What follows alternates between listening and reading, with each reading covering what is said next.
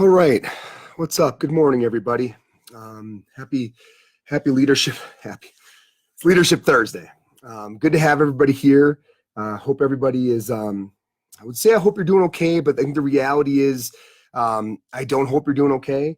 I certainly hope you're safe. I don't think this is really a great time to be okay. I don't think you're supposed to be okay, and that's okay. Right? I think we have to own that. We're kind of trudging through it right now, and that's all right. That's where we are, and there's a ton to learn from that. And I think we can still maximize the learning and the growth during what has been a challenging time. It's been a challenging time. It's been a bit of a challenging season, if we're being quite honest. But let's make sure that we don't lose our ability to grow through it together. And I think it's Leadership Thursday, and there's a lot we're learning about leadership right now, right? Both in ourselves, both in others. Everybody's leading, right? You're leading something, right? You're leading maybe a company, maybe it's your family, maybe it's your church, your friend group. You're definitely leading, and you're having to take leadership action, right? Do I post that? I've never talked to Nick about his thoughts on that. What's so-and-so gonna? Everybody's going through those challenging decisions, regardless of what that venue might be. And I think what you're learning is, this is where leadership moves beyond the quotes, right? Boy, how we love quotes, and boy, how quotes sound good and warm in an easy time, right? Unfortunately, when crisis hits, when real challenging times hit, that's where imperfect action has to win over inaction, right? And oftentimes quotes are more appropriate of the world when perfect action is possible. And that is not the one of crisis. And it's important that as we travel through this, that we share our feelings and our thoughts in real time, because, time has a way of diluting things, both good and bad. It has a way of diluting all things. And so I think that we need to capitalize on these moments to help each other grow by sharing in real time what we're seeing, what we're experiencing, and what we're learning. In that vein, what I would love to chat a bit about this morning is this idea of reacting during crisis. I think it's never could be a better moment to do so than now. I've had a few leaders reach out to me, over the past week or so, and just kind of bring the conversation up and maybe ask for some guidance, regarding how to craft a message, right, that really speaks to everybody on their team. And that's a well-intentioned thought, and I appreciate that. But I think it's also, and this is the feedback that I shared with everybody individually, so I'm not afraid to share it here. This is a real gut check on whether or not your team's principles, and again, whether that's family or company or church group or friend group, what have you, whether or not your team's principles are in alignment, right? Because really this moment should not be necessary, right? To have to pause and think about, what do we believe, right? Instead, the hard work of understanding that, of getting those principles in alignment, the hard work should be done before the hard times. And I think for those in leadership, I hope that thought and idea and model resonates with you, that the hard work needs to be done before the hard times, right? We do plenty wrong at ICE. There's no question about that. And I'm not saying that we have the right principles in place. I'm not saying that. I will say that in a leadership position of this organization, through this crisis time, I have never had to second guess or think about anything. It's simply a matter of executing. Right? Whether it was the decision on how we crafted our Hump Day Hustling email, whether it was the content that we put on, or chose not to put on social media, there was no thinking, I wonder if my team is in alignment of this, right? Anybody could have taken my seat and done any of that, and it all would have looked very similar, because the alignment of principle was in place. The hard work was done before the hard times. And the reason this is so important is that this takes an enormous amount of pressure off a highly pressurized situation that allows for fast and effective action during crisis. If you have to pause in these heavy moments and try to figure out where your team stands on deep foundational principles, there's no way that you're going to be able to act quickly and effectively. And that's why the hard work has to be done before the hard times. I'd really encourage everybody in a leadership position to think a little bit about that this week. Do you have those principles in place? Have you asked those hard questions to your team? If something heavy happened next week, would you have to circle back and figure out where they stand? Or would you be able to reflexively do the things that can be automatic so that you can handle all of the other variables that actually need your operating RAM? Think a little bit about that. Just pause about it and think about it this week, because I think it's critical. But it's only half the battle. It's only half of it.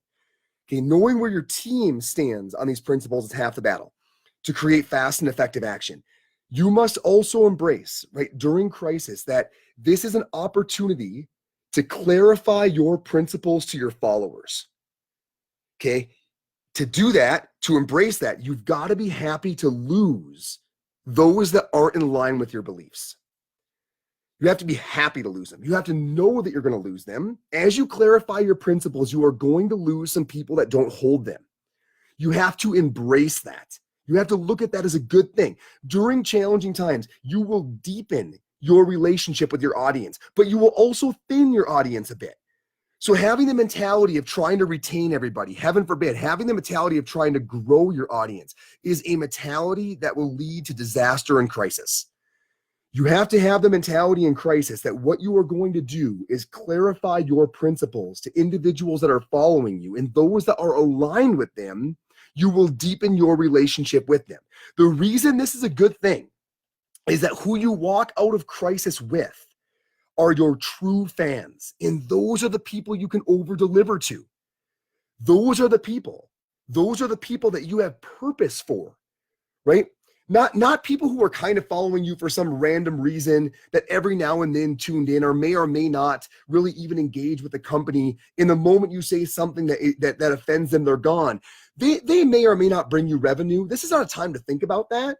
This is a time to embrace the fact in the challenge and the opportunity that we can deepen the relationship with those that we are honestly traveling the long haul with. And if you want satisfaction in your career, if you want purpose that you can look back on and say that your company did anything of meaning, this is the chance to get the right people on the bus. And the way you get the right people on the bus is you don't think about keeping everybody on it. You take this as an opportunity to clarify your principles and allow the chips to fall where they may. You will deepen your audience a bit, right? This is a great opportunity for that. You will also thin it, and a lack of willingness to do so will take away your ability to lead effectively. Those two things are really worth resonating on for anybody trying to lead through waters like this, and more that will come, because they will always come. But if you do the hard work before the hard times, you are going to be able to free yourself up to act more effectively and more in line with your values. If you embrace that deepening relationships with true fans and completely be willing to lose the relationship with superficial ones, is really one of the great purposes of crises. You will be able to have fast and effective action that strengthens your team and strengthens your following. And I hope there's some value there for everybody, because I do believe we're all leading at this time, and I do believe it's challenging. Now, I want to speak for one moment regarding the unnecessary death of George Floyd and the greater issue of systemic racism that exists in this country. And I want to leave you with a few words on it. This show has been going on for a lot of years. Many of you were with me on the microphone on Periscope more than a better part of a decade ago. The only thing that's ever really mattered about this show, about this company in general, is that what we say and do is authentic. This is why when you look at our organization, that you see that individuals treat in their niche, and often only in their niche, right? Not because they don't have expert ideas or passions about other subject matter, but it's really in their niche that their heart lies, that their passion lies, right? That they have beliefs that they would go to the end of the earth for, right? And it's those things we've always wanted to share with you. That remains true in our coursework. It remains true in this podcast, right? I want to pause there, and I want to thank Morgan Denney for Tuesday. If you didn't see Tuesday's episode with Morgan Denney speaking to this topic, this issue of systemic racism, right, in our nation, in our profession, and utilizing Sharon Dunn's beautiful words as well, in reflecting on that, please go back and listen to Tuesday's episode. Because let me tell you something about Morgan. Right? Morgan has been fighting for social justice, ever since I met her and for many, many years before that. You could feel the pain in her voice. You could see the pain in her face. I was as moved as you were. It was deeply, deeply real. It's the pain that comes from having fought for something for a long, long, long, long time, put your emotions, your time, and your heart into it, and then had a major setback. Right? That is the kind of pain that comes along with that circumstance. And I cannot thank Morgan enough for being willing to come on to this microphone and onto this platform and to be willing to share that pain, because you deserve to see that. Everybody that's in this fight deserves to see that. Morgan deserves to share that. That moment was real and it was deeply moving, and I learned a ton from it. It is an unfortunate reality that I cannot connect with this topic in the same way. And the unfortunate truth that sits behind that unfortunate reality is that I have not put in the work against racism to be able to feel the pain of this setback in the way that you all deserve. I have not been intentionally anti-racist. I have not cared enough. I have not put in the work enough to really feel the burden of this tragedy that everybody on this show, that everybody in this fight deserves to feel. And that's why I was so thankful for Morgan for being able to express that, because this platform deserves it.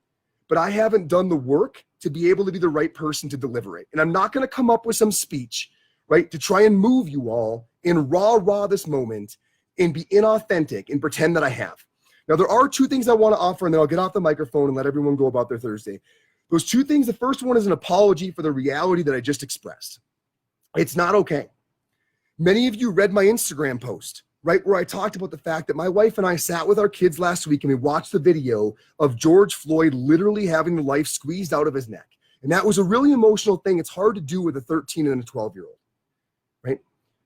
But what if my kids would have asked me what I've done about it? Think about that for a moment. There's a leadership gut check for you. What if Mila would have said, hey, Dad, that's awful. What have you done about this? How long has it been going on? Well, hon, it's been going on forever, my entire life. What have you done, Dad? What have you done? How would I have answered? The question didn't come, but how would I have answered it? How awkward would that have gotten? Honey, your dad hasn't done much, to be fully transparent with you. Hopefully that's followed by your dad needs to do a lot more. But could you imagine that moment? And I apologize for that. To her, to you all, that's not okay. That's step number one. Step number two is I can promise the future. My statement is not best made today. It's best made every day moving forward from this day. I intend to do a PT on Ice. I will do a PT on Ice on December 14th, titled 6 Months on a Reflection of Becoming Anti-Racist, What's Changed. And I fully intend 6 months from today to have a lot to share, to have a lot to enlighten folks on the early struggles of somebody trying to change, right? But a statement today that is inauthentic is ill-placed, right? What you all need is actual grind moving forward, leaning into this with demonstrable action from today. That I can promise. You will see things change, right? It will be a struggle. It will be imperfect, but there will be action. Team, I hope this episode had some value. This is not an easy time to come together. It is ever more critical that we do so. Reach out. I've really enjoyed the conversations. I will certainly need some guidance going forward. Those that want to offer it, I'm always up for a call. Everybody have as good of a Thursday as can be had, and thank you all for being here. Hey, thanks for tuning in to the PT on Ice Daily Show. If you enjoyed this content, head on over to iTunes and leave us a review. And be sure to check us out on Facebook and Instagram at the Institute of Clinical Excellence. If you're interested in getting plugged into more ICE content on a weekly basis while earning CEUs from home, check out our virtual ICE online mentorship program at ptonice.com. While you're there, sign up for our Hump Day Hustling newsletter for a free email every Wednesday morning with our top 5 research articles and social media posts that we think are worth reading. Head over to ptonice.com and scroll to the bottom of the page to sign up.